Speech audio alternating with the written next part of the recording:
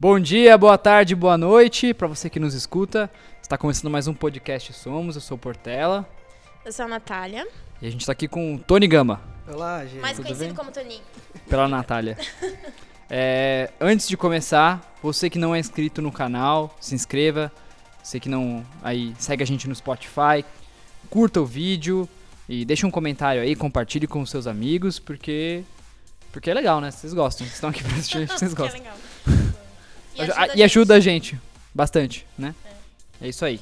Boa. Então, vamos apresentar o convidado. Vamos. A gente tá aqui hoje pra falar de dinheiro. Opa. Dízimo, oferta, Oferta, bênçãos. bênçãos do céu pra você, Isso. promessas. E também sobre investimentos, peraí. Ah, olha lá, spoiler. E aí, Toninho, conta então um pouquinho. Eu chamo de Toninho, gente, mas ele vai explicar. Conta um pouquinho de você, a sua história. A gente sempre pede pra todo convidado contar um pouco da história de conversão, tudo mais, como o seu chamado pastoral, tudo mais. Legal. Não, primeiro, obrigado por estar aqui com vocês. Uma alegria enorme poder compartilhar um pouco sobre aquilo que a gente tem feito, não só no ministério, mas também na cidade, como a gente fala, né? Mas, enfim, eu sou Tony para alguns, Toninho para outros, Antônio para outros, mas no fim meu nome é Antônio. Mas quando falam Antônio, eu não sei quem eles estão falando, então fica meio perdido. No RG, Antônio. No RG. No RG, Antônio. Só lá, basicamente. Mas enfim, nasci em uma família cristã, filho de pastor, então tive toda essa experiência de vida cristã também, desde pequeno, ouvindo sobre isso o tempo inteiro. Mas eu preciso já salientar aqui que as impressões que eu tive ou que eu tenho é que, por mais que eu tenha crescido em um ambiente cristão, falar de dinheiro não era tão comum. Na verdade, é um ambiente no Brasil meio escondido, meio que as famílias não tocam no assunto, meio que a gente vê os problemas, mas não entende por que tem, na verdade não sabe de onde vem. Então, eu cresci numa família típica, que basicamente eu não falo sobre isso. E aí, crescendo, entendendo um pouco sobre serviço dentro da igreja, comecei a liderar a juventude, e aí foi quando, inclusive, nós nos conhecemos, servindo ali na igreja juntos, até que um pouco mais à frente entendi que o Senhor estava me chamando para fazer a mesma coisa que meu pai fazia, que era o ministério pastoral. E aí é estranho, né, lidar com essa realidade, de entender bem o que Deus quer que a gente faça, mas isso foi tomando corpo, né, essa realidade de um ministério pastoral, até que fui para uma graduação e não foi teologia, eu fiz pedagogia. Então eu fui para a área de educação. O que foi melhor? A melhor coisa para mim foi aprender a ensinar antes de qualquer coisa. Então essa questão de didática, de lógica de processos, de como comunicar alguma coisa, se tornou muito mais fácil para mim. Então depois eu fui para a teologia e aí então fui ordenado ao ministério pastoral e tenho lidado com isso recentemente. A partir de 2018 a gente tem feito uma plantação de uma igreja na Vila Leopoldina. E ali tem sido bem legal, porque é uma plantação. Nós somos igreja filha daqui, da IP Alpha, né? Eles têm acompanhado a gente desde 2019 também. Então tem sido muito bom. Nós estamos hoje na Vila Leopoldina, plantando uma igreja. E, ao mesmo tempo, nós abrimos uma startup de educação financeira. Eu acho que é por isso que tudo se relaciona. Então, imagina que tem um cenário muito específico de educação, ao mesmo tempo teologia e ao mesmo tempo finanças. Isso tudo entrou no balaio, a gente fez um mix ali e virou tudo que existe. Uma plantação, uma startup e uma igreja na cidade. Então é exatamente o que a gente gostaria de ser. Um resumo breve, mas eu acho que é importante para a gente começar aqui, de onde eu vim e onde nós estamos agora. Que legal. Muito massa. Você comentou do seu pai, né? Que um dia você se deu conta, tem um mês de chamado. Você tentava se afastar disso, assim? Foi interessante, porque eu ganhei uma bolsa para estudar no Mackenzie, na ocasião. Ali próximo dos 19 anos, que foi quando eu comecei. Eu poderia escolher qualquer curso. E aí o mais angustiante para o meu pai foi o fato de eu ter escolhido a área de educação. Ele falou, você pode escolher qualquer coisa, ser engenheiro, ser advogado, por que você escolheu essa área? Eu falei, mas eu te vi ensinar, ele também dava aulas. Então, no fim, pela ocasião do meu pai ser tão influente para mim, uma pessoa que exerceu tanta influência, que eu quis fazer o que ele fazia, ensino, o pastorado, mas não foi algo que eu me projetei muito, eu fui vendo acontecer. E quando eu fui para as formações, obviamente, foi caminhando para aquilo que obviamente eu vi ele fazer. Então, eu não sei se necessariamente eu fugia, mas também não fui atrás. Eu acho que foi algo que foi acontecendo ali com a vida mesmo. A jornada da vida foi conduzindo. Obviamente, a gente entende a soberania de Deus aqui, ele foi traçando a história para chegar nessa realidade, né? Que legal, que legal. Porque normalmente todo mundo que... Eu sempre escuto, né? A gente já escutou acho que foi do João Paulo Aquino, no episódio, que ele fala que ele nunca queria ser igual, né, ao pai, assim. Ele nunca imaginou que teria esse mesmo chamado pastoral, né? Então é interessante isso. Nesse ponto é interessante, porque eu sei o que o do meu pai eu não gostaria de ser. E é isso que eu tento. Mas aquilo que eu vi como positivo na história, não foi intencional imitá-lo, mas também não foi intencional fugir disso. Mas eu sei o que eu não quero, né, daquilo que eu pude ver na história. Eu acho que como qualquer filho, olha para os seus pais e vê os pontos positivos e negativos, é aquilo que a gente enxerga às vezes como extremamente negativo, a gente não quer seguir. Mas nesse caso, também não foi intencional aquilo que eu queria ser, igual acabou sendo só. Legal. Você comentou da startup. A startup veio junto com tudo isso, com a implantação da igreja e tudo mais? Muito legal. Eu penso em implantação de igreja de uma forma muito diferente do tradicional. Por quê? Qual é a lógica tradicional no Brasil, talvez até no mundo, principalmente pela lógica americana? Plantar a igreja você faz um projeto, capta recurso, começa a plantar, a igreja cresce, ela se torna autossuficiente e, bum, está lá a igreja plantada. Nós começamos a plantação de igreja fazendo fundraising, captando recurso por meio de venda de cafés. Então, a gente trazia café do sul de Minas, vendia e uma parte ia para a plantação. Para iniciar, nós fizemos aquele movimento de vaquinha online. Então, traz uma galera para fazer um financiamento coletivo. Aí, passa, né, o primeiro, segundo ano, falei no segundo ano, poxa, tem um time que a igreja precisa se estabelecer, a plantação.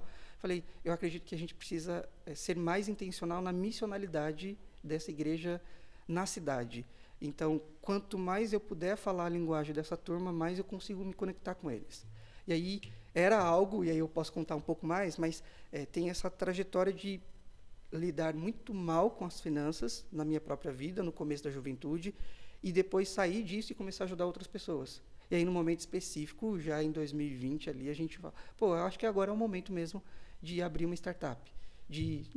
Óbvio, não foi tão intencional assim, né? Mas eu poderia ajudar outras pessoas nessa área de finanças, porque eu vejo que é um problema que está pegando todo mundo. Então, será que não é agora o momento para isso? E aí nasce, dentro de um apartamento, uma mentoria, e hoje se tornou uma startup mesmo, com investidor anjo entrando, já vendi uma parte, então tem toda uma realidade até aqui, né? Que legal. É interessante, né? Porque esse conceito de igreja, né?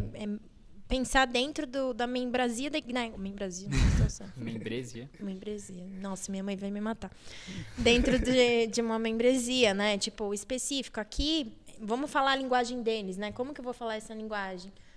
Acho que todo jovem hoje fala de investimento, de não sei o quê, sei lá, maioria, né? Então, pensar nisso, né? Pensar e é uma forma da igreja ser relevante onde está inserido mesmo, né? Na localidade lá. E esse foi o objetivo que a gente tinha desde o começo, de como a gente se torna cada vez mais intencional nos relacionamentos, no processo de implantação de uma igreja. Nesse sentido, como tinha muitos empreendedores, a gente cede o espaço da igreja, por exemplo, para os empreendedores utilizarem. E aí, uma vez que eles vão, o que a gente fazia? A gente recebia, servia café, tinha todo aquele processo de ceder e receber. Só que não tinha uma conexão mais profunda ainda. Então, eu falei, eu preciso me tornar um igual a eles. E aí, o processo de encarnação de Jesus aqui vindo para a nossa realidade, né? Uma igreja encarnacional mesmo para o bairro. Então, eu me tornei um empreendedor. Hoje, eles falam comigo, me chamam para um processo de um par, alguém que é alguém junto com eles no lidar ali do empreendedorismo. E aí, hoje, eles me convidam para processo que eles fazem. Então, mas não como um pastor, inicialmente falando, mas alguém que é especialista em finanças ou que empreende na área de finanças. Então, é muito legal essa conexão, principalmente para essa área de finanças para empreendedores, né? Que aí se tornou um ponto de contato bem importante. Que legal, que legal. Essa é a ideia, né? Muito massa. Esse é o objetivo aí. Entendi. Nossa, muito, muito bacana. Você tinha comentado que na sua juventude você não sabia lidar com finanças. E aí, como que você soube lidar com finanças? Ou como que isso surgiu? Uma coisa interessante pensar, é uma parte que eu conto sem querer contar muito, mas eu acabo contando sempre.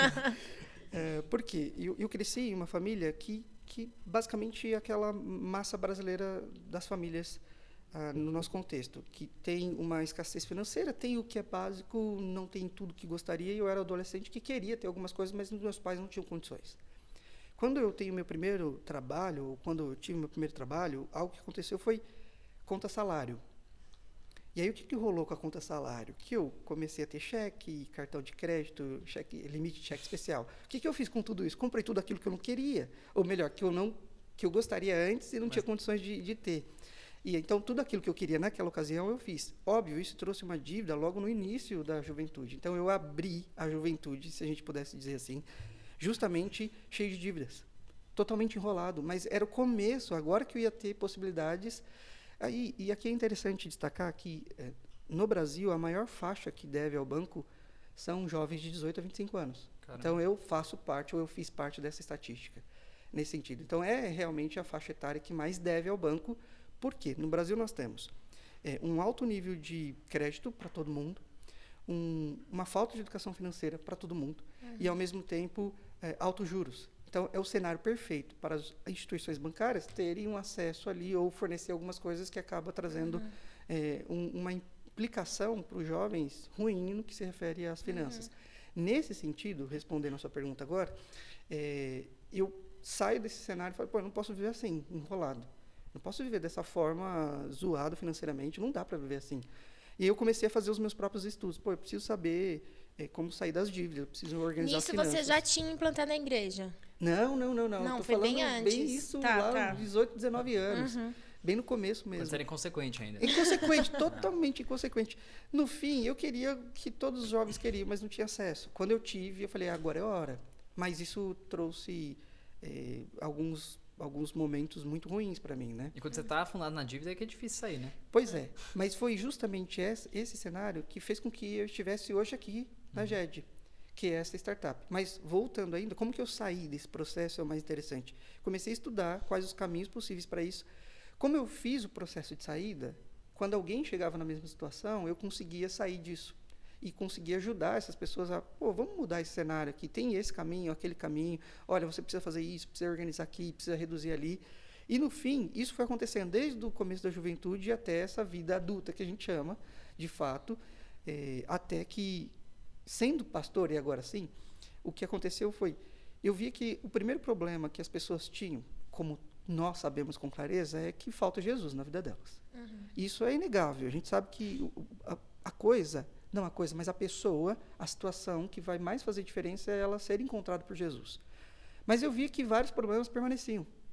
E problemas que precisavam ser tratados na sequência. Então, normalmente, o que vem como um grande problema depois da conversão, depois que Jesus encontra, é a questão conjugal. E o segundo, ou às vezes é o que causa o primeiro, é a questão financeira. E aí eu via o tempo inteiro aconselhando casais, pessoas nessa área financeira. Por isso que aquela realidade de lidar mal com dinheiro numa etapa da vida, principalmente no começo da juventude, fez com que o processo de aprendizado no caminho da vida trouxesse essa realidade de ajudar outras pessoas até que uma empresa nasce. Então, foi a experiência ruim que me fez chegar até aqui. Então, isso é interessante, né? Não foi algo positivo, não foi meus pais lidando super bem com finanças que me trouxe até aqui. Foi o contrário, né? Deus é muito gracioso, né? Muito, demais. Ele faz essas coisas e normalmente a gente não sabe na hora, né? A gente tende a entender isso só depois de bom tempo. Deus usa até as nossas burradas da vida para... Certeza que sim. Sempre ele faz isso. E por que você acha que, por exemplo, agora que você falou do jovem de 18 a 25 anos tem essa relação tão ruim com dinheiro, né? Eu acredito que recém-casados também, às vezes, não observam muito isso. Mas por que você acha que tem essa relação tão ruim com dinheiro? Então, é legal pensar sobre isso, porque a gente tem uma realidade no Brasil que, na verdade, o Brasil se apresenta como um país que não tem educação financeira. Isso é interessante pensar. O que a gente fala, ou como que se faz uma avaliação para entender que um país tem ou não educação financeira? Você sabe o que são os juros compostos? Você sabe como multiplicar o seu dinheiro? Gente, me escolheram a pior pessoa para estar nesse episódio. As piores pessoas. Nossa, acho que escolheram a dedo, hein? Opa, então é exatamente isso. Eu acho que eu me encaixo nesse dia 18 a 25. Na verdade, talvez a maior parte do brasileiro se encaixe nessa realidade de eu não recebi educação financeira em casa, na escola e na igreja. Porque eu sempre cito esses três, porque são as três instituições que a gente passa mais tempo na vida. Então, os nossos pais não fizeram isso conosco.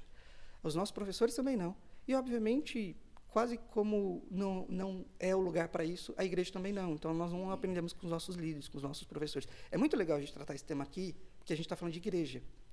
E se a gente está falando de igreja, pode ser que seja a primeira vez que em uma igreja se fale sobre isso. Só que são as 3 instituições que a gente não aprende. Então, não teve uma intencionalidade na história do povo brasileiro de ensinar a educação financeira. Nesse sentido, nem quando criança, nem quando adolescente, nem quando adulto, nem na formação universitária. E muitas pessoas até entram em formação da área de finanças, mas aprender sobre finanças, uma área técnica, como contabilidade, por exemplo, é completamente diferente de educação financeira. São coisas completamente diferentes. Por isso que na GED, por exemplo, eu tenho clientes que são bancários, que estão, às vezes, enrolados com as suas próprias finanças. Mas eles recomendam serviços de finanças para um monte de gente que é cliente lá. Porque aprender tecnicamente sobre uma formação acadêmica não necessariamente é educação financeira. E é isso que a gente precisa. Nesse cenário brasileiro, como você fez a pergunta, nós não temos um histórico de ensino, de aprendizado. Chega na vida adulta, a gente lida muito mal. Os nossos pais não falaram conosco sobre como lidar com dinheiro. Eles falaram, olha, você tem que guardar, você tem que poupar. Na verdade, a gente sempre ouviu uma frase que é a seguinte: você não pode gastar mais do que ganha. É, na verdade. A questão é, o que eles acabaram ensinando para a gente? Você pode gastar tudo. Porque eles falaram, você não pode gastar mais. E aí a gente fala. Então, quando normalmente acontece de, poxa, eu ganhei meu salário, peguei ali o recurso que eu ganho no mês, e usei 80%, no final a gente fala, pô, agora eu posso gastar 20%. Onde que eu vou fazer? Eu vou comprar pizza, um presente que eu queria dar, eu vou aproveitar porque, pô, eu mereço, no fim das contas. Só que poucos pais ensinaram seus filhos sobre, cara, é importante que você pense a longo prazo, é importante que você invista, é importante que você tenha uma visão sobre dinheiro, que ele não é mal em si, que ele não corrói o coração, e a gente pode falar um pouquinho disso um pouco mais à frente. Mas poucos pais, professores não falaram sobre isso, faculdade não falou. Então, a gente tem um cenário brasileiro que não se fala sobre essa realidade de educação financeira. Sim. E principalmente igreja, né? Eu, pelo menos, eu acho que isso está mudando até, tipo, aqui na Impelfa já vi escola dominical, e não é escola dominical, é um curso sobre finanças e tal. O CRAU, eu acho que existe essa mudança, mas... E até para criança. E até para criança, exato. Tem isso para criança também, para adolescente, mas na minha época de adolescência, não tinha sobre isso, não falava sobre isso, né? Por que você acha que no mundo cristão eu acho que é um tabu falar sobre financeiro? Muito bom. Por que pro mundo cristão é um tabu, sabe? Tipo, relacionado à ambição, será que sempre se relaciona a algo ruim, né? Vocês querem mesmo falar sobre isso? a gente chamou você aqui para isso, né? Para isso. Na verdade, esse é o tema, né? Bom, ao mesmo tempo que a gente está fazendo a GED, algo que eu estou fazendo em paralelo é justamente a construção daquilo que a gente poderia chamar de teologia bíblica do dinheiro. Então, pense o seguinte, o que normalmente acontece no cenário brasileiro? Um pastor, teólogo bem intencionado, pega alguns textos bíblicos, tira aqueles textos bíblicos, óbvio, daquilo que dá para tirar, e faz uma aplicação. A gente chama isso de teologia prática. Okay? Então, pega um texto bíblico e aplica para a nossa realidade. Explica até ali o contexto e aplica. A teologia bíblica do dinheiro é diferente. Ela olha para a Bíblia a partir de um todo. E, para além das partes e especificidades, a gente tem que entender o que a Bíblia como um todo fala sobre o dinheiro. Esse é o desafio que eu tenho tentado fazer nos últimos tempos. Então, como que eu olho para o dinheiro? E aí eu vou responder essa pergunta sobre qual é essa dificuldade, né? Por que o dinheiro é um tabu? Nesse sentido, existe uma forma... Na verdade, antes até de falar dessa forma, pensa o seguinte, que no contexto brasileiro a gente tem algumas influências no mundo evangélico como um todo, né? Se a gente fosse pegar as igrejas evangélicas, o que a gente aprendeu sobre finanças? Primeiro, tem um grupo de linha mais, sei lá, a origem da Igreja Católica Apostólica Romana.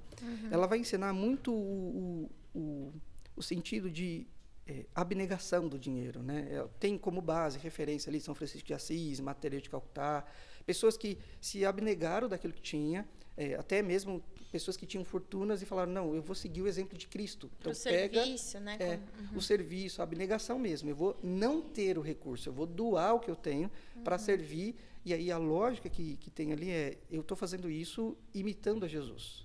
Ok, então, o que eles estão fazendo? Olhando para as Escrituras, pegando uma parte sobre o que Jesus fez, e, obviamente, eles estão no fato de Jesus saiu de sua glória, veio para o ambiente, nasceu num contexto muito de pobreza, né? de falta de acesso. Então, esse é o exemplo para essas pessoas, para lidarem com a abnegação cristã. Então, o dinheiro, nesse sentido, é quase um poder que corrói o coração, que acaba com o coração humano. Então, se eu me livrar dele e viver semelhante àquilo que eu entendi de Jesus, é a melhor forma de viver como cristão. Então, a gente está falando aqui de um sentido. Só que tem outros que eu poderia falar, eu acho que não é um problema a gente abrir o jogo aqui. Sim, sim. Por exemplo, tem o sentido de até alguns cristãos evangélicos, não mais agora o católico apostólico romano, é dessa linha que eu estava explicando, mas um grupo de evangélicos no Brasil que é mais progressista, se eu pudesse chamar assim. Porque eles entendem a mesma coisa, que Deus tem uma prioridade com os pobres.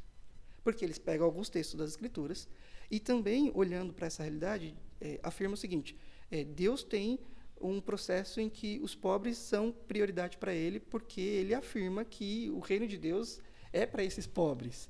Só que, óbvio, a gente está falando de tradução que é equivocada, a gente está dizendo que é uma linha que tem mais a ver com a questão sociológica do que necessariamente bíblica. Eu poderia pegar um terceiro grupo, que não necessariamente é de linha cristã, mas que usa a figura de Jesus como exemplo, que é o Espiritismo, que também fala que conforme você faz boas obras, ou seja, você usa o recurso que você tem para abençoar a vida de outras pessoas, para doar, você vai ter uma possibilidade de reencarnar melhor. Então, no fim, o doar usa-se como um meio de salvação ou de reencarnação de uma melhor, mais avançada. É óbvio que eu estou fazendo de uma forma muito grossa aqui, né, analisando muito superficial. Mas pense o seguinte, se a gente fosse pegar essas visões que eu acabei de falar, ela vai formar um povo evangélico mais voltado para a abnegação. E aí vem uma resposta. Qual é a resposta a esse cenário no contexto brasileiro? A teologia da prosperidade. Isso. E aí a teologia da prosperidade vai falar, não, você não foi criado para ser cauda, você foi criado para ser cabeça, você tem que dar ordem a Deus, e Deus vai efetivar, você pode, inclusive, eles não usam essa palavra, mas você pode basicamente barganhar com Deus aqui, e ele realmente vai te dar aquilo que você está fazendo. Depende da sua fé, e a sua fé é medida pela quantidade de dinheiro que você dá, ali no contexto da igreja. Enxerga a pobreza quase como maldição, né? A pobreza é uma maldição. Para o grupo de teologia da prosperidade, essa é a realidade, porque é o antagonismo dessas visões que eu acabei de descrever.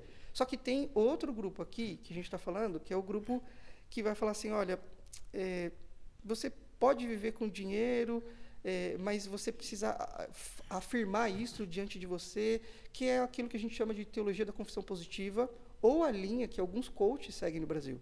Então, é que você se torna um sujeito que você começa a afirmar e acreditar naquilo que você está dizendo. É a nova teologia da prosperidade, né? Pois é, no fim é isso. Só que pensa bem, se esses são os cenários, como é que o povo brasileiro vive no Brasil, inclusive os cristãos? Com alguma delas, ou com uma mistura delas, ou com duas delas. Agora, o que a Bíblia de fato fala sobre isso? Aí sim, a gente olha para as Escrituras, criação, queda, redenção. Como Deus cria todas as coisas para ser? Então, Deus cria o ser humano perfeito, belo e bom.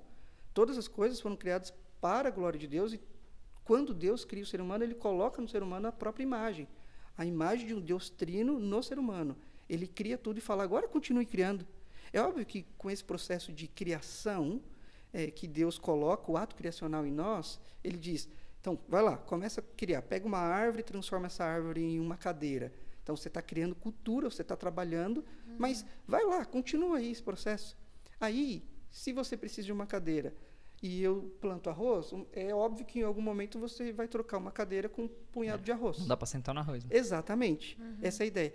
Só que vira meio de troca nesse escambo, né? Até que em um momento fala, pô, a gente não pode mudar essa forma, vamos criar um dinheiro? Um metal precioso aqui, que é difícil de extrair, vamos criar isso como um meio de troca? Vamos... um consenso, criar um valor para esse minério, e aí esse minério que a gente juntos aqui determinou um valor, isso se torna um meio de troca. Não mais agora troca produto por produto, mas usa alguma coisa como um dinheiro, ou um meio de troca. Nesse sentido, a gente precisa lembrar que depois da criação há a queda. E a queda é a corrupção do coração humano. Então, o ser humano passa a lidar com todas as coisas de uma forma muito corrompida. Sim. Com todas as coisas. Inclusive com o meio de troca que foi estabelecido na sociedade. Então, o ser humano lida mal com o dinheiro, não é porque o dinheiro é ruim, mas é porque o coração humano está corrompido. Entende que não tem nada a ver com essas visões que eu estava falando sobre dinheiro? Porque tem uma visão equivocada. Tira texto do contexto para virar pretexto. E, no fim, a gente precisa ler a Bíblia como um todo, criação, queda. No fim, se Jesus está restaurando os nossos corações, ou seja, quem nós somos, de fato, se Ele está, de fato, fazendo isso, Ele está mudando o nosso coração. aquilo que a queda fez. Então, deveria mudar o nosso relacionamento com todas as coisas, inclusive com o dinheiro.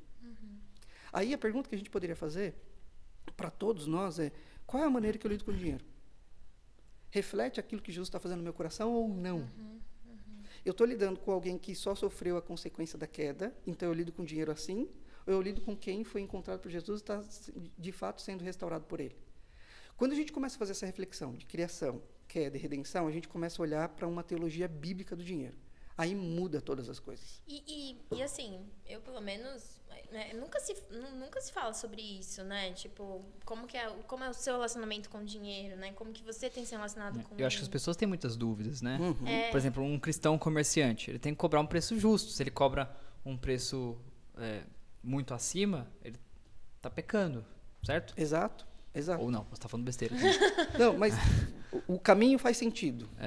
Sei lá, eu sempre fico pensando, inclusive é uma dúvida, se a pessoa é muito rica, e ela não ela pode até investir um pouco no reino de Deus, mas tipo, aquela quantidade que não vai fazer diferença para ela tá pecando? Opa, uma pergunta bem complexa de ser respondida. Por quê? A primeira coisa que a gente precisa pensar aqui é: ser rico é ruim? Se a gente fosse pegar qualquer uma dessas visões que eu apresentei para vocês, sim. Menos a teologia da prosperidade, né? Mas no fim, as pessoas não ficam ricas, né, por conta dessa teologia. Nossa. Percebeu isso? Sim. Só quem fala da teologia, quem ensina sobre isso que fica. Mas as pessoas não ficam. Então, no Olha fim, só, vocês dando dinheiro pra dono de emissor de TV, hein? Pois é, né? Melhor doar o dinheiro aqui pro podcast Somos. Podcast dá pra gente dar pra caneca pros convidados, ó. É A gente não tá verdade. conseguindo dar caneca pros convidados. Pois é, gente. E, por favor, né? Não esquece da minha porcentagem, porque eu estou avisando aqui. Mas brincadeira. Nesse sentido, o que a gente precisa primeiro avaliar é se ser rico é ruim, se ter dinheiro é ruim. Porque ou não é verdade que no contexto brasileiro, quando a gente olha alguém que é rico, que tem posses, a gente fala: meu, tem alguma coisa errada. Ele fez alguma coisa errada, ele tem um caminho que não foi bom. No fim, o brasileiro como um todo, e cristãos de forma geral também, tem uma implicação que se ele é rico, se chegou à riqueza, se a pessoa chegou à riqueza, Foi de forma ilícita. foi né? ilícito. No fim, o que tem ali é uma inveja. Mas aí a gente manipula, coloca um texto bíblico, algumas paradas: olha, ele ama o dinheiro. Daqui a pouco a gente vai falar sobre o que acontece, Sim. como a gente acusa e como a gente erra ao mesmo tempo. Mas a sua pergunta é boa justamente por isso, porque traz a conotação de, o que ele deveria fazer ao ser rico? Eu acredito que, primeiro, Deus escolhe pessoas para isso. Então, porque ele é soberano, a gente precisa entender essa primeira perspectiva. Segunda, os cristãos deveriam ser os mais ricos do mundo. Essa é a minha conotação. Porque se o cristão é moderado, não tem vício, cuida da sua família, lida bem com os compromissos, pelo menos deveria ser assim, né, gente? E aí, se ele é o mais disciplinado entre todos, comparando com o restante da sociedade, se ele é disciplinado, não tem vício e tudo, ele deveria ter mais recurso que o restante. Agora, uma vez que ele entendeu a teologia bíblica, não essas visões erradas, mas entendeu que o que Cristo está fazendo no coração dele, ele deveria ter mais, porque ele é mais disciplinado, ele é mais organizado, e, ao mesmo tempo, ele deveria ser o mais generoso. Olha só, a gente não pode confundir generosidade bíblica com abnegação. São coisas diferentes. Então, imagine que quanto mais dinheiro um cristão tem, mais generoso ele deveria ser.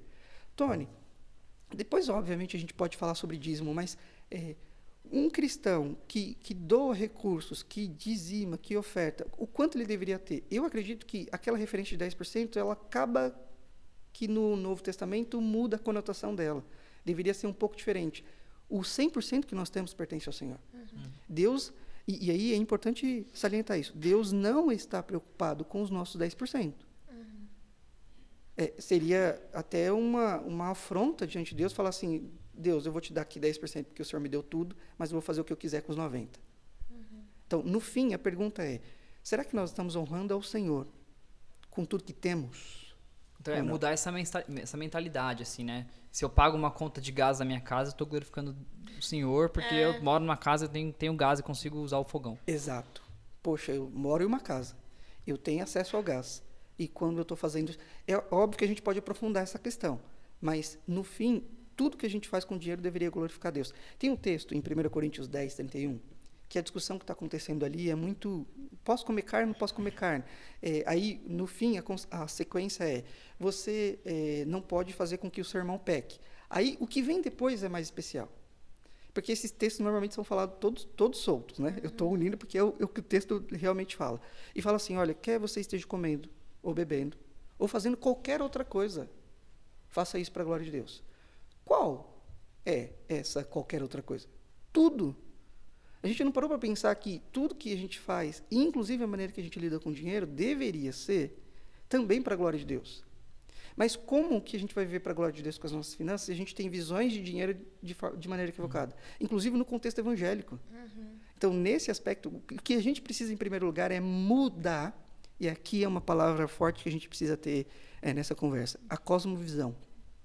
A forma que a gente enxerga o mundo. A cosmovisão é a narrativa bíblica, mas também é um óculos que a gente olha para a realidade. Então, a gente deve olhar para todas as coisas a partir de criação, queda e redenção, inclusive para o dinheiro. Inclusive o dinheiro. Inclusive o dinheiro. Aí a gente pode ou não viver para a glória de Deus também com o dinheiro. Então, a gente precisa mexer antes na cosmovisão, para entender quais são as nossas bases e depois mexer na prática. Porque senão a gente vai olhar para um rico e falar, poxa, eu posso, ele não poderia ter tanto porque ele deveria estar. Na verdade, pela lógica errada, ninguém poderia ser muito rico, porque tinha que dar o tempo inteiro. Só que pensa que, no fim, é quase isso que vai acontecer na prática. Porque se você poderia ser um bilionário, e talvez você possa, pelo processo de aprendizado, de negócio que você abra, mas você deveria ser muito generoso ao mesmo tempo. Muito generoso. Mas, sei lá, 1000 vezes mais generoso do que qualquer outra pessoa que não tem o que você tem. Então, são vários desafios, mas sempre pensando no pressuposto antes da prática. Senão o caminho é errado, né? Ninguém muda o comportamento se não mudou a forma que pensa. Esse é o objetivo. Eu estava lendo Provérbios essa semana, né? E aí tem um provérbio lá, bem no fim, eu não vou lembrar agora a referência. E aí o autor escreve... Deus, eu não lembro agora, vou parafrasear, vocês estão esteja errado, é a minha versão. Algo tipo, me livre da pobreza e da riqueza. E eu achei muito interessante isso, né? Porque a pobreza claramente é muito ruim, é muito difícil. Mas a riqueza pode ser muito ruim também, se você não estiver pronto para isso. Porque a gente fala um pouco de negócios ilícitos e tal. Às vezes isso vem com mais facilidade na riqueza, né? Não que vem... as tentações, digamos assim, vêm mais fortes. Eu sempre ouvi minha vida inteira que homem tem 3 áreas que tem que tomar cuidado, né? O orgulho, mulher e dinheiro. E tem que tomar muito... a tentação com o dinheiro é algo muito frequente para todos, claro. Mas quando você tem o dinheiro, talvez seja pior. Tem até um texto bíblico do apóstolo Paulo que diz que o dinheiro é a raiz de todos os males, não é? Na verdade, não. Ele nunca disse isso. E eu faço essa pergunta em vários lugares. Ele nunca disse que o dinheiro é a raiz de todos os males. O amor ao dinheiro é a raiz de todos os males. Pensa que, uma vez que Jesus estava ali com os seus discípulos, vieram, não lembro se mestres da lei, quem que era que estava interpelando Jesus, eles falam assim, seus discípulos sequer lavam as mãos, aqui eles não seguem nem as cerimônias.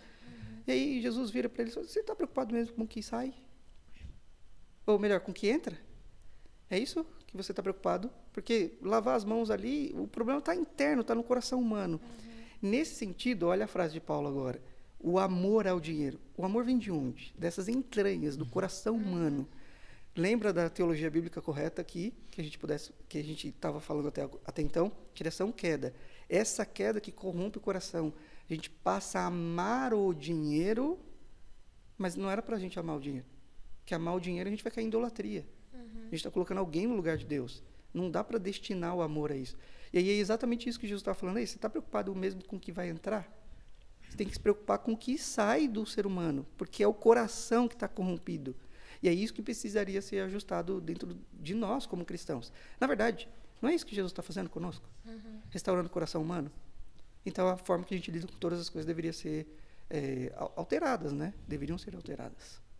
Todas as coisas. Você acha que, pensando um pouco nisso, então, o cristão deveria lidar com o dinheiro ou deveria ser ensinado sobre isso dentro dessa cosmovisão? Então, porque a gente não coloca, né, as finanças dentro dessa cosmovisão, a gente coloca separado, né?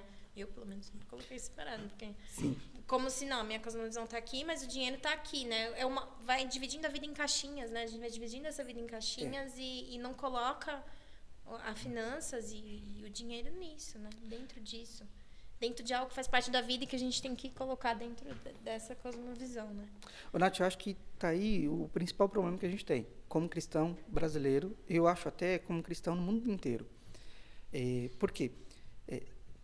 A gente, como vai criando várias caixinhas, e aí é uma caixinha de como a gente lida com a economia, como lida com a educação dos filhos, como lida com uma política, como lida com várias coisas. Então, basicamente, que para a política a gente tem uma visão política. Basicamente, para a educação, a gente tem uma visão que é, às vezes, até contraditória com a fé cristã. Com a economia, a gente tem uma visão que é contraditória também.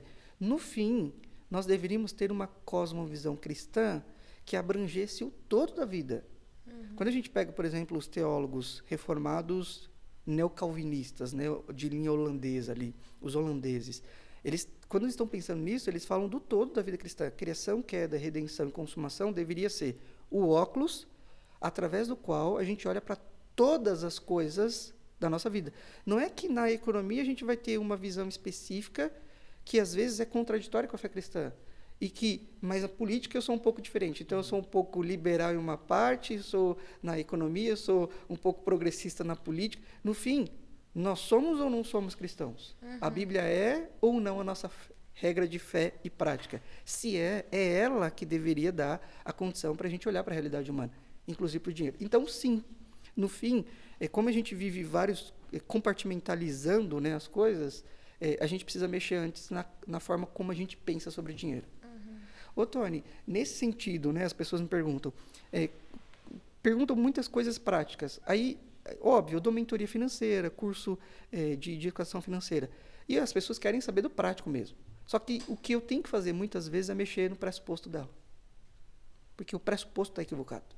Enquanto o pressuposto, aquilo que ela pensa, está equivocado, ela não vai conseguir ter um comportamento saudável. Então, é lá que a gente mexe, não aqui. Aqui é só uma consequência. Entende? Se riqueza é ruim, por que eu vou organizar minhas finanças? Por que eu vou pensar em investimento se eu tenho a compreensão que a fé cristã fala para eu abnegar do dinheiro? Entende as questões aqui agora indo para a prática? Sim, a pessoa já relaciona investir com ambição. Exato. Exatamente. Já acha ruim, E entra um pouco dentro dessa questão, né? Essa questão do guardar dinheiro, né? Como que o cristão deve enxergar isso? O investimento? Muito bom. Como que deve enxergar? Eu tô guardando dinheiro porque eu quero enriquecer, porque eu quero ter uma casa melhor no futuro, minha aposentadoria, sei lá. Como que o cristão deve enxergar? O quanto que é egoísmo, né? Isso também, exato. Eu tô juntando um grande dinheiro, em vez de eu investir isso no reino de Deus, eu vou comprar uma casa, vou comprar um ar-condicionado, porque tá muito calor. Pois é, né? E a pessoa se sente realmente mal. Realmente tá muito calor, mas você precisa do ar-condicionado? Talvez esse dinheiro não fosse melhor investido no reino de Deus? Nossa, e a pessoa se sente mal, né? Tipo, Sim. eu não posso ter um carro melhor que tem ar-condicionado, porque um monte de gente não tem. Eu vou mandar esse dinheiro, sei lá, para a África, né? Calma. É justamente isso que a gente precisa ajustar. Pensa algumas coisas aqui. Quando a gente está falando de compreender um pouco mais a fundo sobre como um cristão deveria lidar com dinheiro, algo que deve passar na cabeça do ser humano, e principalmente cristãos, é que Deus cria o ser humano para lidar com toda a vida a partir daquilo que ele revela na palavra, então, e ele coloca em nós o seu Santo Espírito. Então, nós somos habitados pelo Espírito. Nós temos a palavra, então nós deveríamos olhar para a realidade humana e viver a nossa vida com essas questões dentro de nós. Existe aquilo que é a vontade de Deus explícita nas Escrituras e o Espírito Santo que habita em nós para nos dar discernimento. Então, é isso que a gente deveria lidar. Só que quando a gente pensa nessas questões mais práticas, poxa, será que eu posso ou não juntar dinheiro? Será que isso não está trazendo uma conotação ruim para mim? Será que eu estou deixando de investir no reino de Deus? No fim, a gente precisa ajustar essas coisas dentro de nós. Mais uma vez, se você tem uma visão errada, a sua prática vai ser errada. Só que as visões que a gente tem no Brasil de como devemos lidar com dinheiro estão equivocadas. Só que poucas pessoas têm coragem de falar sobre isso porque é um tabu. Agora, tá bom, então como o cristão deveria lidar? Essa é a pergunta. Primeiro, se houve a queda, mas Jesus está restaurando, o fato de lidar mal com dinheiro, a gente sempre olha e a gente diz para aquelas pessoas, poxa, ele ama o dinheiro. Ele fez o dinheiro uma idolatria. Caramba, ele é um ganancioso. A gente olha e facilmente a gente condena alguém que está no campo da queda. Só que pararam para pensar aqui, e fazer uma compra e ficar endividado? E você ter uma família e não cuidar bem da sua família? E você não, por exemplo, investir no reino de Deus? Então, no fim, a gente sempre olhou para quem ama o dinheiro explicitamente e faz um processo de julgamento muito rápido. Mas a nossa indisciplina financeira nunca foi olhada como errada. E é tão pecado quanto. Exato. Esse é o ponto. Esse é o ponto. Porque a gente não olha a nossa indisciplina financeira como um equívoco diante de Deus, como um pecado diante de Deus. Porque, no fim, nós estamos glorificando ou não a Deus? Indisciplina financeira não glorifica o Senhor. Você não cuidar da sua família financeiramente, não pensar no futuro. Olha, tem textos bíblicos que falam, não comece a construir uma casa se você vai começar sem um planejamento e vai ter que parar e vai ficar envergonhado diante das pessoas. Eu poderia trazer várias referências que é do outro lado, que quase não se usa no Brasil, porque a tendência é a gente usar mais essas referências de que o dinheiro é mau. Nesse sentido, como é que a gente deveria lidar, então? Primeiro, parar de olhar para aqueles que estão equivocados e só ficar julgando. Porque explicitamente eles estão amando o dinheiro, são gananciosos. Mas olhar para nós também, muitas vezes, e falar, a minha disciplina também não glorifica Deus, assim como eles. Agora sim, uma vez que a minha disciplina não glorifica a Deus, o que eu posso fazer para glorificar a Deus com as minhas finanças? Sim, pensar no presente de uma maneira saudável, endividamento de uma maneira controlada, se possível até evitar. Pensar em investimento, que é o cuidado com o presente e com o futuro. Aí o cristão olha e fala, não, eu não vou pensar em aposentadoria, em dinheiro, porque deixa que o governo faça isso. Peraí, então você está confiando no governo para cuidar do seu futuro. É mesmo uma forma saudável? Será que é o caminho que a gente deveria seguir? Então aí os brasileiros acabam não pensando em aposentadoria, porque fica dependendo de uma aposentadoria pública que pode ser que nem funcione daqui a algum tempo. Mas ele quer que o governo faça isso, mas ele não quer pensar, porque aí a culpa de lidar com isso está com o governo, não está mais com ele. Sim. Então, sim, deveria cuidar do presente de uma maneira muito saudável, deveria cuidar do futuro de uma maneira muito bem pensada, mas normalmente a gente não faz isso. Mas qual que é o limite de estou gastando dinheiro com futilidades? Na verdade, todos nós sabemos. Pensa bem. Se a gente for ser muito sincero, a gente sabe qual é o limite disso. É como se a gente tivesse... É meio... Me corrija se não estiver certo. Mas é como se a gente estivesse lidando com qualquer outro tipo de pecado. No sentido, tipo... Eu sei aonde eu tenho que chegar. Eu sei que se eu tenho essa dificuldade... Eu sei que eu não... Sei lá... Até que ponto eu tenho que chegar para saber que aquilo é pecado, né? É quase como se você falou da questão da indisciplina financeira. Me remeteu muito aos pecados intocáveis, né? Que a gente coloca como... que a gente vai lutando sempre, tipo, ingratidão, fofoca, sei lá, e que a gente não coloca como pecado, a gente fica colocando como pecadinho. Eu faço isso aqui, um pecado de estimação, né? Acho que é lidar da mesma forma como a gente lida com essas coisas, né? Exato. De saber até onde eu posso chegar ou não, né? Olha como que a gente precisa. As influências que a gente tem no Brasil faz com que a gente olhe errado pro que é pecado no que se refere a dinheiro. Então, ter dinheiro é um pecado, então você precisa de abnegação. Ou você precisa, pelo menos é isso que eles falam, que a gente, por ser crente, a teologia da prosperidade, nós devemos ter o melhor dessa terra. Então, eles entendem que não ter é pecado. Embora ninguém tenha o resultado que eles estão pregando ali. Então, eles têm. No fim, o que a gente precisa é mudar a concepção de como a gente deve lidar com o dinheiro, para ajustar o que é pecado ou não nas finanças. Então, primeiro, a gente sempre olhou para amor ao dinheiro, ganância como pecado, mas indisciplina não. Então, precisa ajustar isso em primeiro lugar. Na sequência disso, para encontrar essas respostas que vocês estão falando, qual é o limite? Eu acho que sim, Nath. A gente passa por um processo de, eu vou cedendo aqui, eu quero pensar em mim mesmo. É isso que a gente faz, porque a gente não tem uma visão correta do que a Bíblia fala. Egoísmo, né? Egoísmo. Só que o egoísmo é fruto do quê? Da queda. Sim. E se é fruto da queda, a gente não parou para pensar que Jesus está restaurando quem nós somos, o nosso coração. Então, nós não deveríamos lidar assim. Só que alguém que entende isso vai falar, então eu tenho que viver de forma abnegada para não viver de forma egoísta? Entende que tem que arrumar essa interpretação também? E vai para um outro oposto. Exato. Né? Aí precisa ser ajustado. Então, o que eu acredito que deveria acontecer? Primeiro, se nós estamos falando do presente, quando a gente fala de uma boa organização, ou o contrário daquilo que é indisciplina financeira, você precisaria ter as coisas que você gostaria de ter. Coisas que são viáveis para a gente comer, morar e vestir. É aquilo que a gente está falando de básico. Ao mesmo tempo, a gente precisaria ter sempre uma reserva de emergência, que é uma quantidade específica para a emergência que acontece na vida de todo mundo. É muito fácil acontecer uma emergência e a gente apelar para alguém, para um banco, para Deus, falando, Deus, supra aqui. Mas, espera aí, você tinha a palavra de Deus, você tinha o Espírito Santo, óbvio que no contexto você não teve educação financeira, mas você podia ter guardado um dinheiro para momentos específicos da vida que acontecem na vida de todo mundo. Por que você não está preparado para esses momentos? Se eles vão acontecer. Então, no fim, olha só, ter uma reserva de emergência glorifica o Senhor. Que doido pensar nisso. Só que se você não tem uma boa visão teológica do negócio, você não vai entender assim. Você vai falar, pô, eu tenho que doar. Estabeleça valores mesmo. Isso aqui é o que eu tenho para doar todos os meses. 20%, 10%, 20%, 30%, não importa quanto. Tem um valor estabelecido. Ô, Tony, mas como é que eu estabeleci um valor e uma parte eu vou guardar para reserva de emergência, para situações? É exatamente o que eu estou dizendo. Ah, mas eu não estou sendo injusto pensando em mim mesmo. Mas a Bíblia diz para não pensar em si mesmo? Onde é que Jesus falou que a gente não deveria pensar? Ó, não pense em você mesmo. Não cuide da sua família. Não cuide do presente e do futuro. Entende que são visões equivocadas que a gente tem das Escrituras? No fim... É a intenção do coração, É a intenção do coração. Mas aí, uma reserva de emergência é algo sério, algo importante. Exato. Quando a pessoa gasta isso em sapato... Opa, entende que ela sabe que está fazendo isso. Ela sabe que está fazendo isso. Agora, poxa, eu compro 10 sapatos.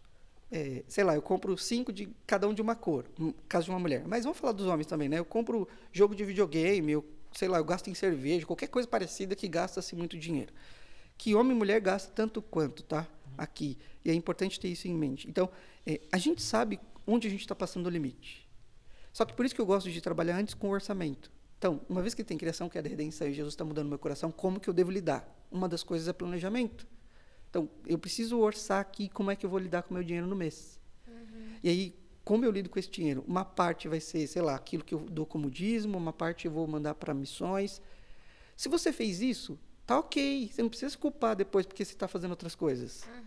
Então, e não é uma coisa que a gente deveria sofrer de você ter que comprar 2 sapatos também. Porque normalmente a gente sente culpa sobre isso. Não é? Mas precisa de 2, né? Tem 2 pés? No fim, um pouco 2 pares, ok? Pior que o Fortes, ele faz piada e ele fica sério assim, é muito engraçado. No fim, não é um problema ter mais de um. Pô, nem dá para ficar usando o mesmo todo dia. Entende que a gente, às vezes, pode lidar com o dinheiro a partir da influência que nós recebemos no mundo evangélico. E a gente acabou de ver que ela pode ser equivocada. Sim. Então, no fim, se nós temos recursos e nós estamos sendo redimidos por Jesus, o nosso coração está sendo transformado, a gente não deve amar o dinheiro. O nosso coração não deve ser egoísta. E o mundo não deve girar ao meu entorno. Ok, então, se eu tenho um budget, um orçamento específico direcionado para dízimo, para contribuições, faz o que você quer fazer com o restante. Já estabelece isso antes, né? Exato. É a mesma coisa com o nosso tempo, eu acho, né? Exato. Você estabelece um tempo de devocional, um tempo de oração no dia, o resto é o resto, mas você estabeleceu aquele momento para ficar com Deus. O problema é que a gente, às vezes, é muito espertinho, né? A gente...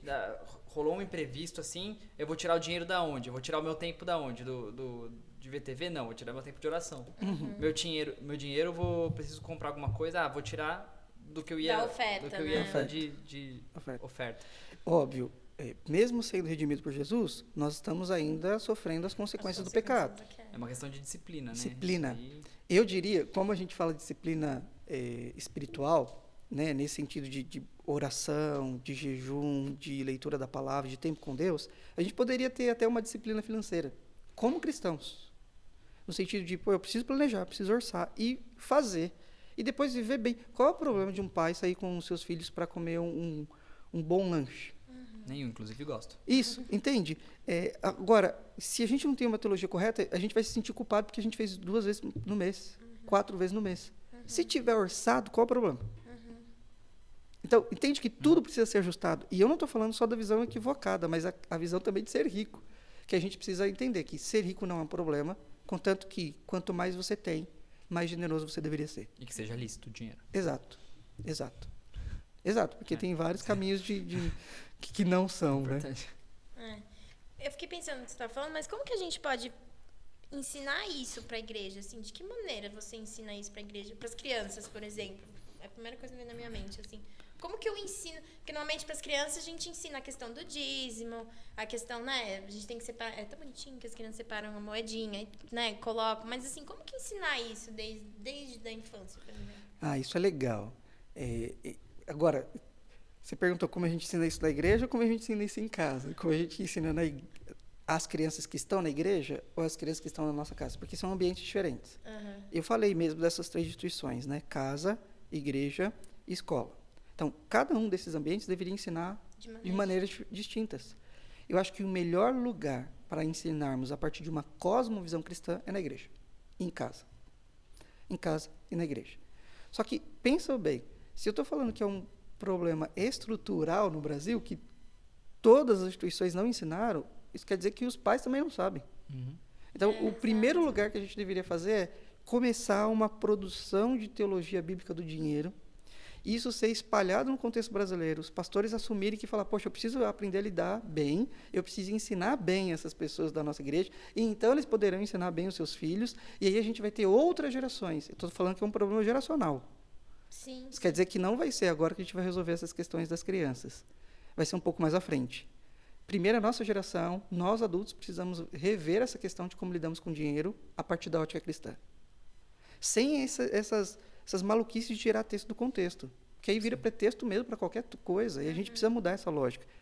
Qual é a visão bíblica? Eu acho que ser exemplo, né? Ser exemplo.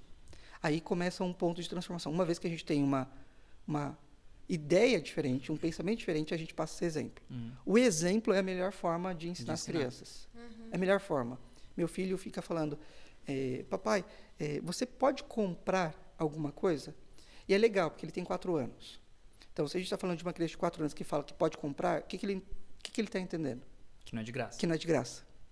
Aí eu falo, mas filho, precisa trabalhar primeiro para poder comprar alguma coisa. Ele fala, papai, eu posso trabalhar na GED? Eu falo, para que você quer trabalhar na GED? Ele fala, porque eu quero ganhar dinheiro. Eu falo, mas você vai ganhar dinheiro para comprar o quê? Ele fala, comprar muitos dinossauros. Então, essa é a ideia. Ele não entendeu essa ele, lógica. Eu também queria. Pois é.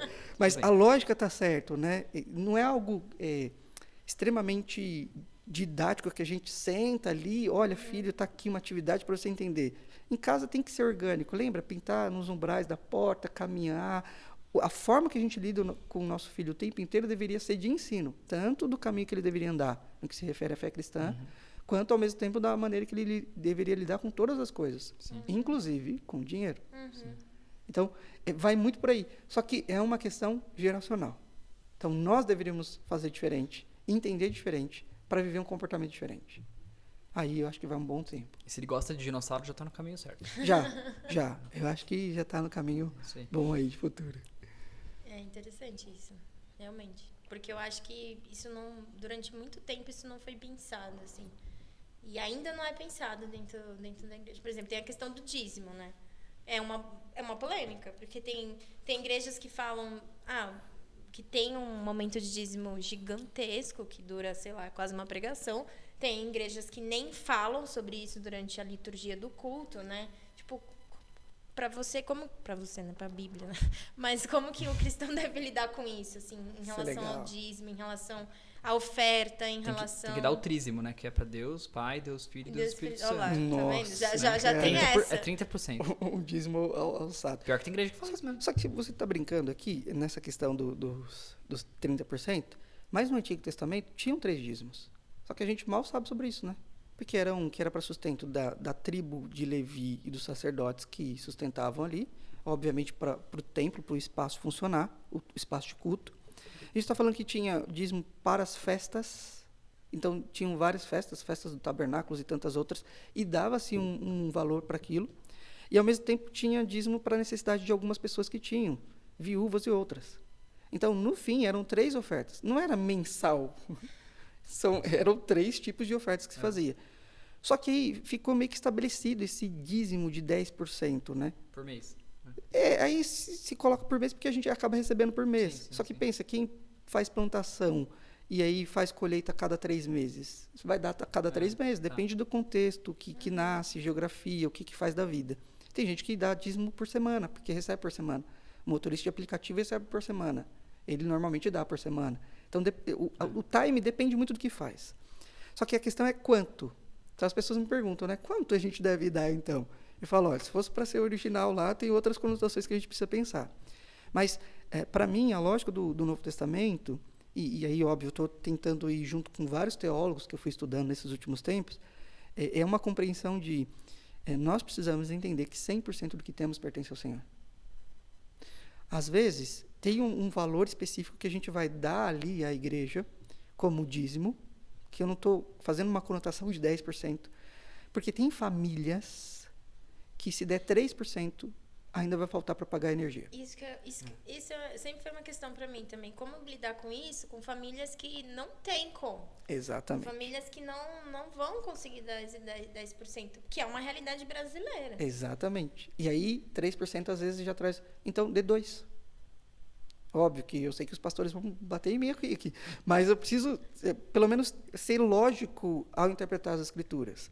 E, ao mesmo tempo, tem família que se der 15%, 20% não vai fazer diferença nenhuma. Ela poderia dar muito mais. Por isso que eu acho que a lógica dos 10%, ela deve ser o mínimo.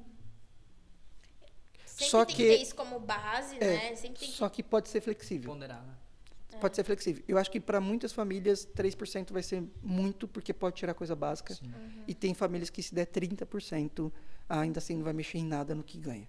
Então, precisa pensar nessa realidade. É óbvio, cada pastor vai ensinar a igreja como entende esse processo.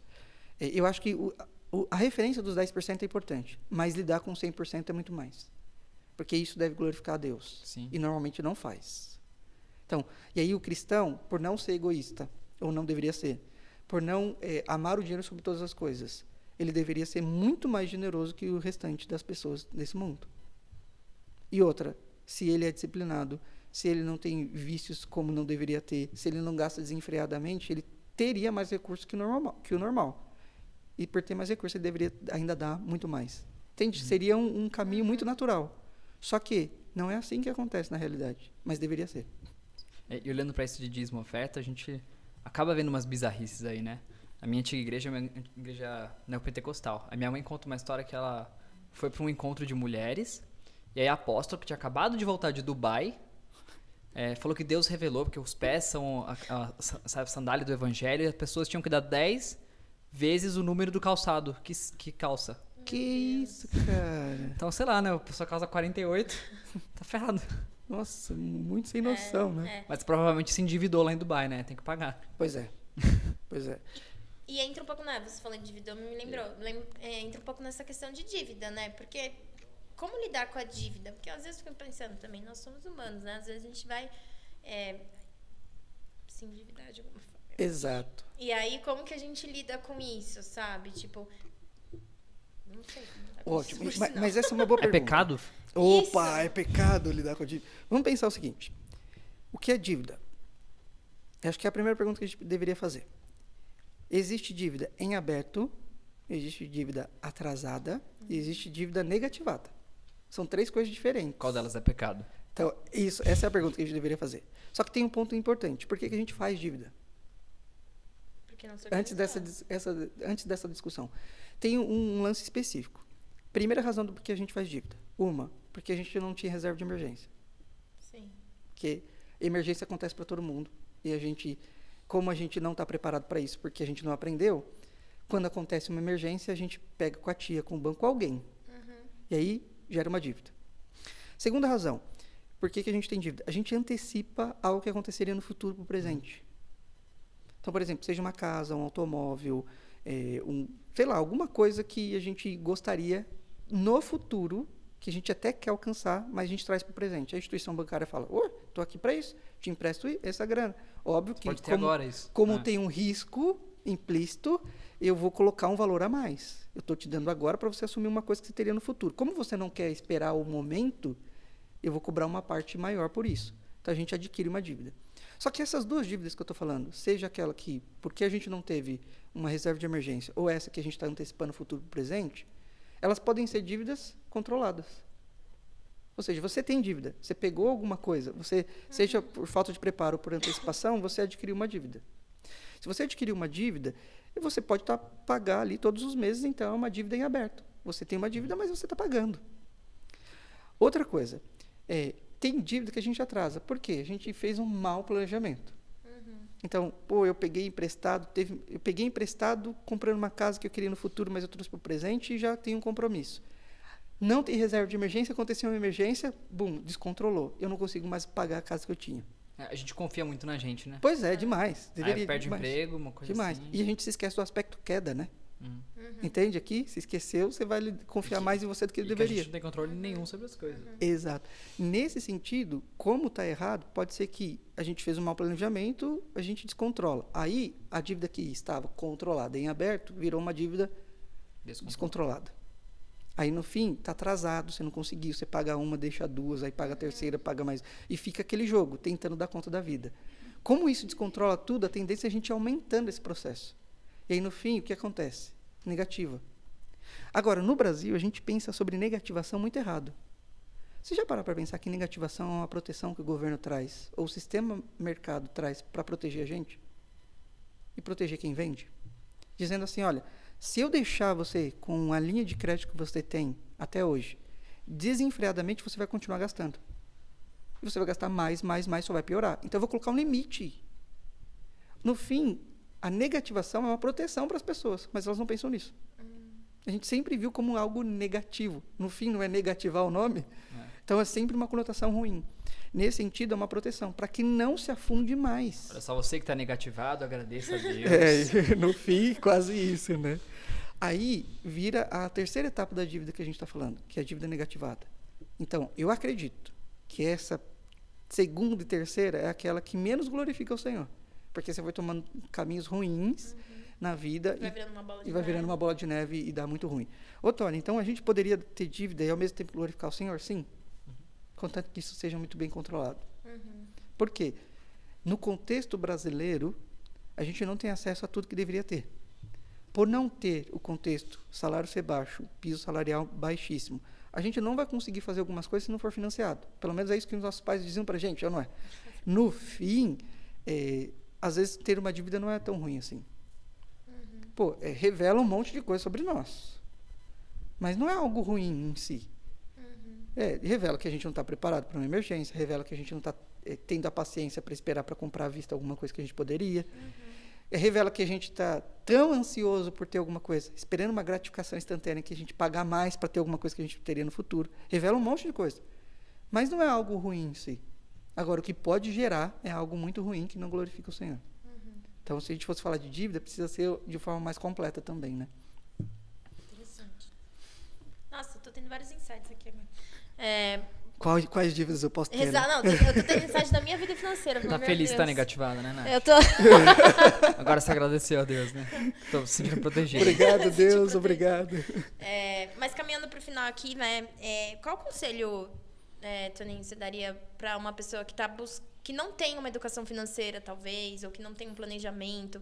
Qual conselho você daria para essa pessoa, assim, cristã, que sempre fica, como eu, né? Que sempre fica nesse, é errado, não é errado, o que eu tenho que fazer, o que eu não tenho que fazer? Que conselho você daria para essa pessoa? Uma coisa que eu acho que seria muito importante. 1 Coríntios 10:31. Viva para a glória de Deus com o seu dinheiro. É óbvio que eu estou usando a metodologia do Portela de parafrasear aqui. Mas, versão Tony Gama.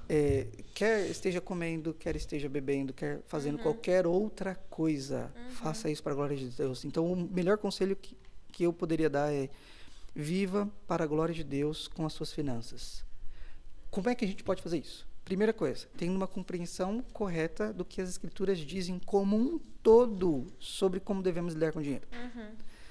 Segundo, abra mão das visões equivocadas que tem sobre o dinheiro, porque a maior parte delas distorce como a gente deveria lidar. Terceiro lugar, ela não é tão espiritual assim, mas conheça a GED, que é a nossa startup, porque vai ajudar muito. Tem Instagram, alguma coisa? Tem, ged.financas, né, de finanças aí. Então, GED, G-E-D-I, que é gerenciar, ensinar, direcionar e investir. ged.financas. Mesmo que esse terceiro não seja tão espiritual, vocês precisam entender que há vários influencers no contexto brasileiro, vários educadores financeiros, e vários deles falam do dinheiro a partir das cosmovisões que têm. Então, a quem nós estamos ouvindo para aprender sobre finanças. É verdade. No fim, eu não fico lá dando versículos. Eu estou falando de coisas operacionais, de comportamento, de prática. Só que qual é o meu pressuposto? Todo esse que a gente apresentou até aqui. Então, eu diria que um dos desafios que nós temos é até formar mais educadores financeiros com essa conotação. Sim. Então, é um exercício que a gente está fazendo na GED de formar educadores financeiros, mas a gente quer formar educadores financeiros cristãos. Olha que louco isso. Mas cristão por quê, Tony? Você vai fazer alguma coisa e colocar versículo bíblico? Não. A ideia é que tenha um pressuposto cristão e que viva assim. Então, só para recapitular, viva para a glória de Deus com as suas finanças, abandone as visões equivocadas e siga a GED. Eu acho que é um bom resumo para a gente. Muito bom. Muito E bom. se tem alguma recomendação aí você já recomendou a GED, mas algum texto, algum livro, algum filme, algum curso? Tem. Quando estou falando dessa perspectiva cristã, as pessoas perguntam, né, qual livro você indicaria? Tem um livro do Greg Bloomberg. Bom, quase isso. Que saiu pela editora Esperança, que chama Nem Pobreza Nem Riqueza. Você, quando falou daquele... e aí é muito legal, mas qual é a diferença desse livro para todos os outros? Ele procurou apresentar do começo ao final o que a Bíblia apresenta. Então, é uma teologia bíblica. Ele descreve o que Gênesis, Êxodo, todo o Pentateuco, os livros históricos, os livros de sabedoria, os evangelhos, as cartas paulinas, tudo ali, toda a narrativa bíblica, o que ela fala de dinheiro em cada uma das partes. E aí a gente consegue sintetizar um pouco daquela conversa que a gente está tendo aqui. Mas eu posso indicar mais um livro. Pode. Só que esse livro é meio que demonizado. 200, né? Pois é, ele é um ávido leitor aí. Mas tem um segundo livro que ele é um pouco mal visto no contexto brasileiro, que é o livro sobre Pai Rico e Pai Pobre. Famoso. É o livro número 1. Eu estava em dúvida de se era esse ou o Monge Executivo. Não, eu não ia ler isso. Mas por que esse aqui? Eu diria que, se pudesse, entenda primeiro qual é a visão bíblica. Então, se fosse primeiro leia Nem Pobreza Nem Riqueza, que é as posses segundo a Bíblia. Esse é o subtítulo do livro. Mas o Pai Rico, Pai Pobre, ele é legal porque ele é um livro número 1 em 20 anos sobre educação financeira. Eu não estou dizendo que ele tem uma visão, um pressuposto cristão. Não tem. Mas o livro tem vários insights práticos que são importantes para começar a mudar a compreensão sobre como devemos lidar com o dinheiro. E detalhe, se existe a graça comum mesmo, que a gente tanto fala no mundo reformado, cristão, como acreditamos, a gente pode ler outros livros e devemos fazer isso, né? Então eu diria que Nem Pobreza Nem Riqueza e Pai Rico e Pai Pobre, eu gosto muito. Agora, se eu fosse falar de uma série... vocês viram que eu nem falei muito de investimentos, né? Embora eu fale muito lá, eu queria mais essa conotação que a gente teve aqui. Até porque se a pessoa quiser ouvir de investimento, vai no Instagram da GED, né? Exato, obrigado. Aqui foi um spoiler só. Boa. Mas tem uma série que ela é um pouco tensa ali, mas nós jovens assistimos várias, então... nós jovens eu entrei de onda, né? Aqui, mas beleza. Nesse caso, tem uma série chamada Billions. Eu vi um episódio. Gostou? Curtiu? Gostei. Mais ou menos? Acho que não, porque ele falou só um episódio. Abandonei esse Eu negócio. verei mais, eu gostei. Tem que gostar daquele processo. Mas ali fala muito sobre como o ser humano lida com dinheiro. Muito. Então vai falar da corrupção do coração. Óbvio, gente, não vai aparecer essa palavra. Mas fala sobre ganância. Fala sobre... também, né? Fala sobre generosidade, fala sobre amizade, fala um monte de coisa. Só que ela é explícito do mercado financeiro. Fala de coisas... Vida conjugal, né? Às vezes um monte de coisa, exatamente. Então, não tem muitas coisas explícitas para aprendizado lá. Mas como nós temos um óculos para olhar para a realidade, a gente pode olhar para aquela série a partir de criação, queda e redenção. Faz sentido? Então, olhar aqui essa série, eu acho que é uma série muito boa, que deveria ser assistida por mais pessoas. Então, até para ser introduzida aí. Vou ver o resto. Assista. Deu vontade? Assista. Agora eu vou ver o resto. Boa. Muito Isso aí. Muito bom. Vamos encerrar. Obrigado aí da sua presença. Muito obrigada, Toninho. Foi ótimo. Se você que está assistindo quer exercer sua generosidade, meu Pix é meu celular. Muito boa. Ai, meu Deus. Mas foi muito bom, Toninho. E a Nath vai encerrar com Malaquias 3:10. Opa. Exato. Trazei todos os dias na casa do tesouro. Nossa, já até decorou. Tá ótimo. Porque eu já estive numa igreja assim. Mas enfim. Mas a gente quer encerrar então com... Eu mudei totalmente aqui, mas com esse versículo que ele falou do 1 Coríntios 10:31, porque eu acho que é muito do que a gente aprendeu hoje, né, sobre finanças. Portanto, se vocês comem ou bebem ou fazem qualquer outra coisa, façam tudo para a glória de Deus. Que aí no 11:1 fala, sejam meus imitadores, como também eu sou imitador de Cristo. Muito bom. Então, que a gente possa... Eu, pelo menos, nossa, eu aprendi muito, assim, realmente levar a vida financeira como um aspecto da vida cristã também, né? E não ficar dividindo isso, né? Então é isso, gente. Obrigada. Valeu. Foi um prazer. Até a próxima. Não esquece de curtir, deixar o seu like, sininho, todas essas coisas aí, Compartilhar tá bom? e fazer uma oferta. Isso. Fazer uma oferta pro podcast Somos aí. Peraí, e segue a Jed também. E hein? segue a Segue a Jed. Jed. Isso aí, Valeu, gente. Obrigada. Tchau. Tchau.